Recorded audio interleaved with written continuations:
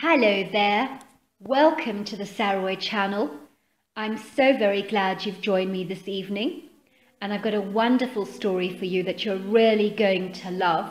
And it happened in Florence in Oregon, and it's a wonderful story about a policeman who had an encounter with a Bigfoot, and he's kept it under wraps for a very, very long time, because the problem with being in the police force or any kind of position like that, sometimes if you were to mention to someone that you believe that Bigfoot was real, you could be laughed at. People would make fun of you and your credibility would be undermined. And it's crazy because these creatures are definitely real and there are definitely cover-ups going on. But I truly think that there are people out there that just would not relate to us believing that this creature is very definitely real. I know for a fact that I would never tell my mother that I believed in Bigfoot because she would laugh at me and find it hilariously funny. And I certainly wouldn't want that to happen. So I do relate to that. Anyway, so before we get started, do make sure that you subscribe to my channel. Dear Sarah and all your listeners, I've seen that some on your channel have been courageous enough to share their horrifying experience with the creature called Bigfoot, especially fellow police officers like myself. It made me feel that if they could be plucky and courageous enough to share their Bigfoot encounter with you, then so should I. Naturally, I want to remain anonymous. It's a priority for someone in my profession, which I believe your listeners will appreciate and understand.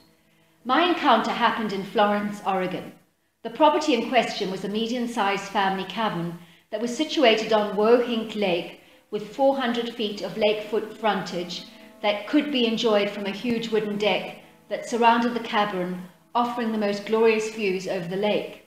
There was also a back garden of about 150 acres with areas of ubiquitous trees of every kind that were scattered everywhere on this rural location, making it the ideal setting for all kinds of wildlife, including loads of free-range chickens that belonged to the owner. It was in 1987, in July of that year, that I got a phone call from a woman called Jillian, who was experiencing some strange activity on her property. When I arrived, I could see the relieved look on her face. "I'm so glad you're here," she said. "I really need to talk to someone about this." "Of course," I said. "How can I be of help?" Jillian looked at me with a little resistance, as if she had to be guarded about what she told me. "Look," she said, "every night there is the most dreadful pounding all over my cabin, almost like someone is hitting it violently with a metal pole.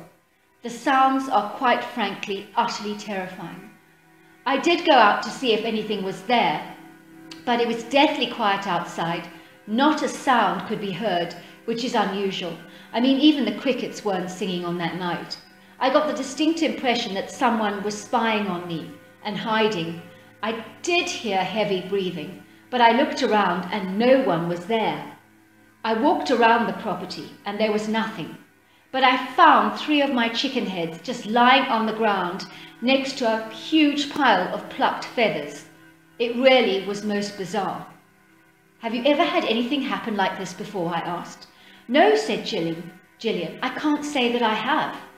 "Do you know of any person that may wish to scare you?" "Well, there is my ex-husband, who is very bitter about our divorce, but I do not think he would stoop this low to try and scare me. Surely not." "You would be surprised," I said. "The stories I could tell you would make your hair curl about the revenges of exes." "You really think my ex-husband could be behind this?" she said, looking aghast. "He was very upset that I did get the cabin. I know that really put him out.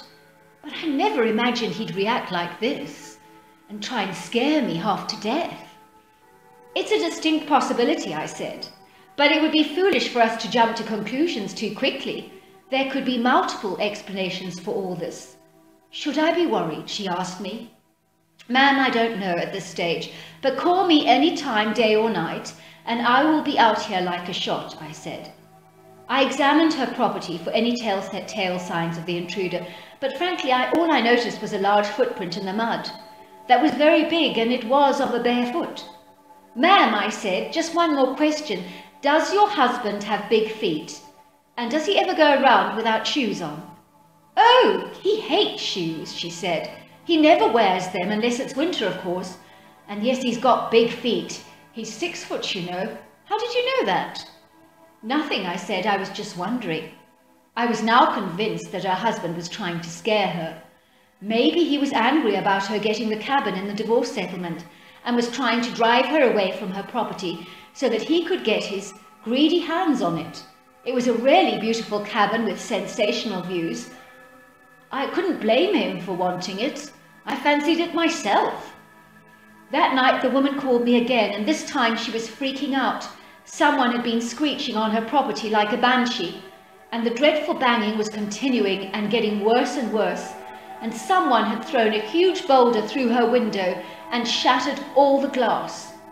I was at the property within minutes and was met by the woman sobbing uncontrollably, telling me that she had seen a monster with red eyes spying at her through the window and growling. You go inside, I said, trying to reassure her, and I will go and investigate.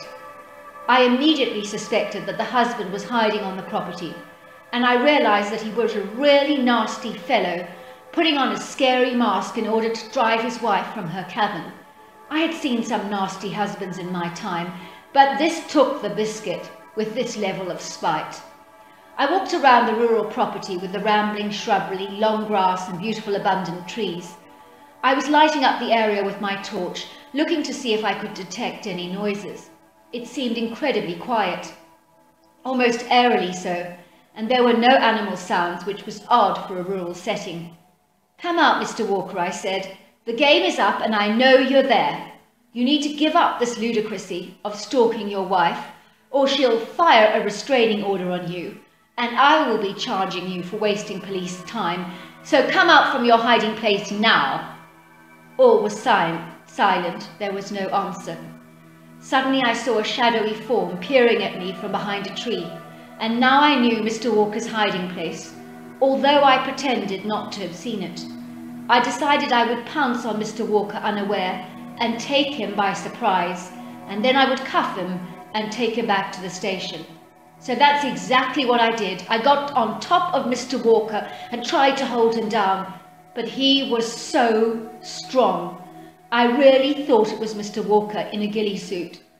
Mr. Walker hurled me in the air like a pizza. I just went flying in the air, and I landed in the middle of a huge fish pond that I didn't even know was there. Neither did Mr. Walker, because he looked as surprised as I was. You see, the pond was covered in thick green water lilies. Sopping wet, I climbed out of the pond to face a fierce standoff with Mr. Walker. But now I knew this was not Jillian's husband, but a real-life monster, the likes of which I'd never seen before. Whatever on earth it was, my rifle had been lost after the creature had flung me into the air, and now I was totally defenseless. What on earth is this horrendous-looking thing, I wondered. The creature looked like he had these horrible black dreadlocks over his body, and they were matted and nasty, with a funky odour that was far from pleasant, like damp, sweaty, cheesy trainers. This creature was about 6.5 feet tall, with a huge chest almost as wide as he was tall, and long muscular legs, long arms, and a head that was shaped like one of my bullets. The creature was humanoid, with a distinct early man sort of appearance about him, with ape-like influences to his overall appearance.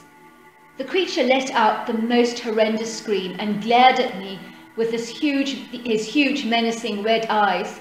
He then lifted up the left side of his lips and snarled at me, and I could tell in that instant that he was going to kill me. I did not have a shadow of a doubt in my mind. He lunged towards me and grabbed me with a huge hand with fingers like pork sausages. He suddenly let go of me when he heard the sound of a rifle being unloaded and aimed directly at him, and one of the bullets hit him in the upper leg, and the creature winced with pain and let go of me, and then he went thundering through the undergrowth like an angry rhino. "Thank you," I said as Jillian approached me with her rifle in hand. "I think you just saved my life. That was an excellent shot." "Oh," she said, "that's nothing. I'm quite good with the gun, even if I say so myself."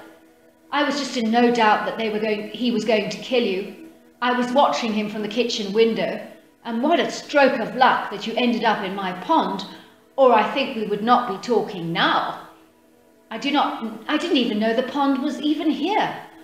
I know, she apologized. I always forget to tell people it's there, and they invariably always fall in because they don't see it. I've been meaning to clean it out for a long time. It's a good thing you didn't, I said. So that was my Bigfoot story. I got in touch with Jillian, and over the last few years, she had no further sightings of the creature. That gunshot scared him off for good. We both realized after our research that we had indeed encountered a Sasquatch, and both of us decided that if we told anyone about it, we would be ridiculed. Jillian has agreed that I can share my story with you today, provided, of course, that our identities are not revealed. I hope you found my stories of interest. That was a wonderful story, and of course I just want to say identities are always going to be kept secret, so don't worry about that. None of your details will be made known to anybody. Confidentiality and discretion is the name of the game in this business. And all I just want to say is that that was an amazing story. I really loved that story, and I loved the way that the woman happened to have a husband who was 6 foot tall, who had big feet, and the policeman sees these big feet and just absolutely assumes that her husband is stalking her and trying to scare her with a ghillie suit and trying to terrify her through the window. And he's thinking that this guy is a terrible guy, and he's about to pounce on him, and he does. And he finds himself wrestling with a Sasquatch. I mean, what a story. I thought that was a phenomenal story. I shan't be forgetting that in a hurry. Until next time, goodbye and good night.